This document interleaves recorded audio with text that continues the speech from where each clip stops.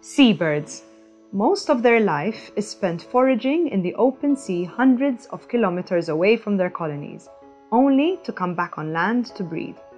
Today, seabirds are facing different challenges, as many of their populations are declining globally. But what is the major threat to these beautiful birds at sea? The great threat is the intensive fishing methods. What happened? We had new technology achievements, and now we can target the fish stocks easily, and we have developed, thanks to the new technologies, more aggressive gears like huge purseeiners or bottom trawling from the sea and all that.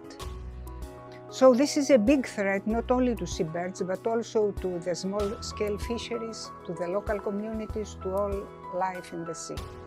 Incidental catch, or bycatch, is caused by use of non-selective fishing techniques and is a great threat to marine species, like seabirds. When foraging out at sea, thousands of birds are injured or die every year drowning in fishing gear. What has the international community done to address this issue? The reduction or the mitigation of incidental catches of protected species in commercial fisheries is a crucial challenge to be tackled. The environmental sustainability of fishing under an ecosystem approach is an international obligation in the Mediterranean and also globally.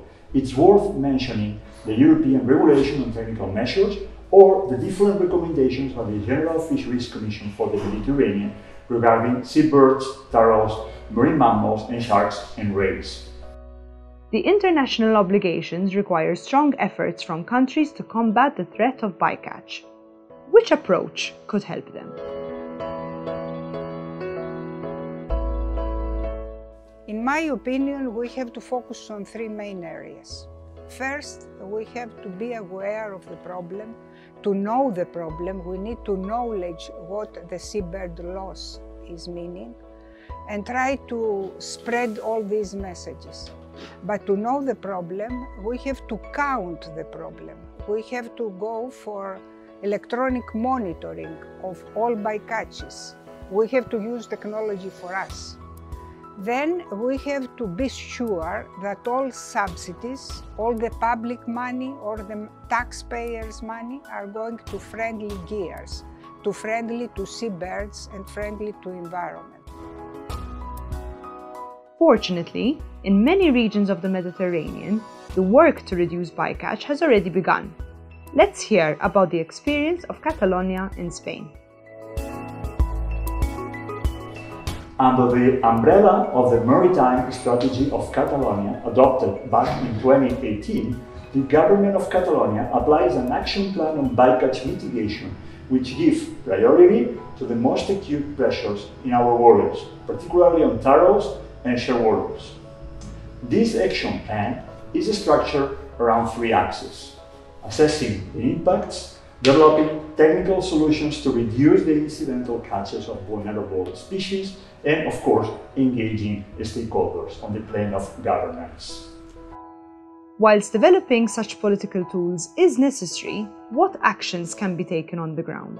We have to motivate the fishermen themselves and the local people. They have to understand that if we lose seabirds, we are not just losing beautiful creatures. What is happening is that we disturb ecosystems. We degrade the biodiversity environment. And this means at the end of the day that there will be no fish at the sea. There will be no income for small-scale fisheries. The LIFE PanPuffinus project is aiming to improve the conservation status of Balearic and Yelkowan shearwaters, whose populations are impacted by incidental catch in fishing gear. As a pan-Mediterranean network of environmental NGOs and government entities, we are joining our efforts to understand better the impacts of bycatch for these species and find solutions. We are working together with the local community across the region by engaging the fishers in trials of mitigation measures, which are simple techniques helping to reduce bycatch. Reducing bycatch of seabirds in our waters is a challenging task, but possible to accomplish when working together.